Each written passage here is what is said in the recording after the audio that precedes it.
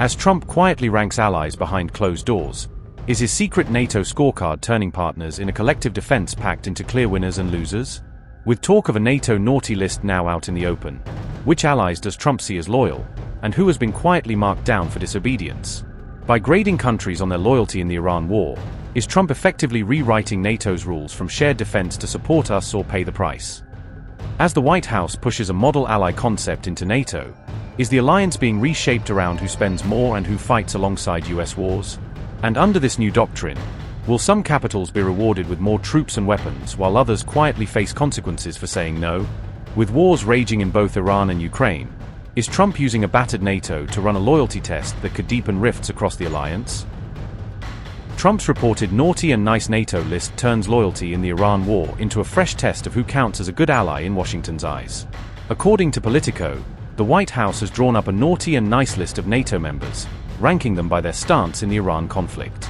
The list reportedly grades allies on how far they backed US-Iran operations and how close they are to hitting new, tougher defense spending benchmarks. Officials quoted by Politico say the concept is aimed squarely at those who refused to back the US during the Iran war or dragged their feet on support. The White House has signaled that allies seen as failing their collective defense role could face consequences, even if the details remain deliberately vague. The plan was drawn up ahead of NATO Secretary-General Mark Rutte's visit to Washington, turning his trip into a backdrop for quiet pressure on European capitals.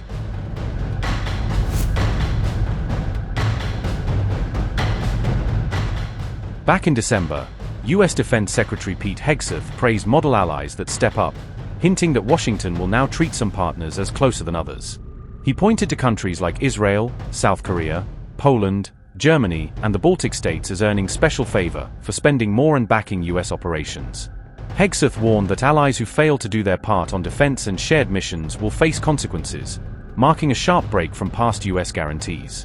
The Pentagon has said it will prioritize exercises, deployments, and arms projects with model allies, committed to the new 5% of GDP defense spending target.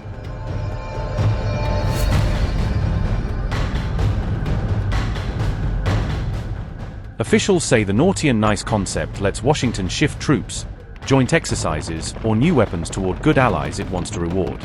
Conversely, bad allies could find deployments scaled down, joint drills moved elsewhere, or future weapon sales slowed and quietly reduced. The White House has not spelled out specific favors or punishments, keeping the ambiguity as a tool to pressure governments behind the scenes. Politico reports the list tracks who backed Operation Epic Fury, the Iran war, and who held back, turning that record into a future bargaining chip. Poland and Romania are expected to benefit, after hosting US forces and enabling operations linked to the Iran conflict.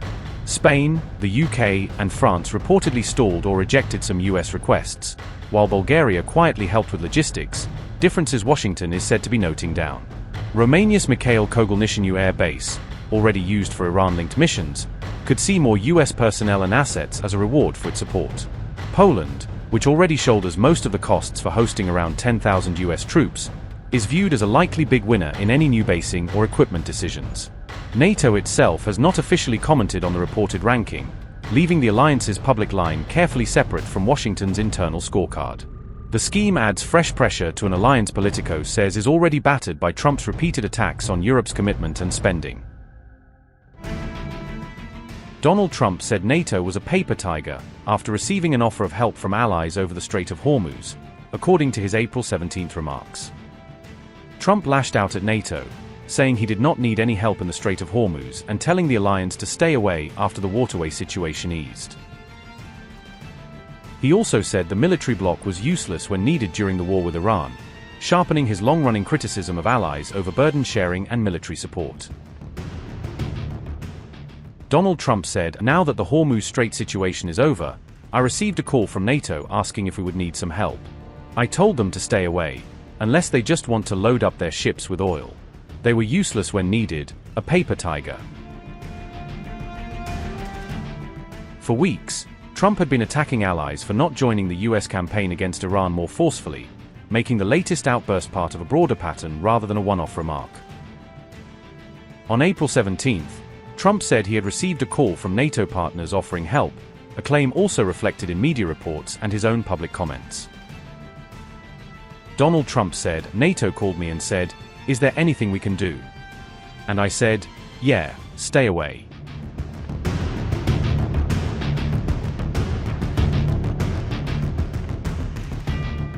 Trump's attack on allies came after France and the UK chaired a meeting focused on securing the Strait of Hormuz through a possible multilateral mission once conditions allow. Reuters reported that more than a dozen nations had confirmed willingness to join an international mission tied to Hormuz security, though the wider diplomatic format involved many more countries. Around 50 countries took part in the meeting on a future mission to secure the Strait of Hormuz when conditions permit, according to Reuters. French President Emmanuel Macron said the meeting sent a united message demanding the full, immediate, and unconditional reopening of the Strait of Hormuz. France and Britain said they were preparing a multinational defensive mission, and French naval assets in nearby theaters could potentially support such an effort if political decisions are made. Les événements récents sont encourageants, même si nous devons les... The recent events are encouraging, even though we have to consider them carefully. We welcome, of course, the ceasefire between Iran and the United States. We also welcome the recently announced ceasefire regarding Lebanon. It has been respected as is. And we also welcome the announcement of the reopening, as a result of the ceasefire, of the Strait of Hormuz decided by Iran. All of these go in the right direction. We are all asking for the immediate full reopening unconditionally for all parties of the Strait of Hormuz. We are asking for the re-establishment of the conditions of free passage that was in effect before the war and the full respect of freedom of navigation.